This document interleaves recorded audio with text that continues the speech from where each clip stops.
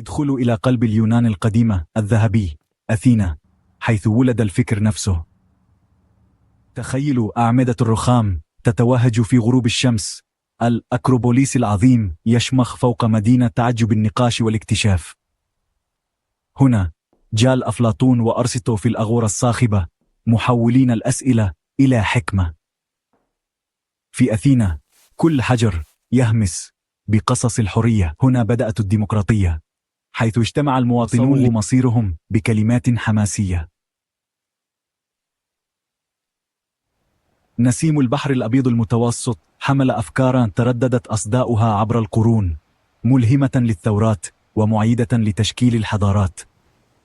حتى اليوم ما زال بإمكانكم الشعور بتلك الطاقة، نبض الفضول والشجاعة، مذكرا إيانا بأن الأفكار العظيمة يمكنها تغيير العالم.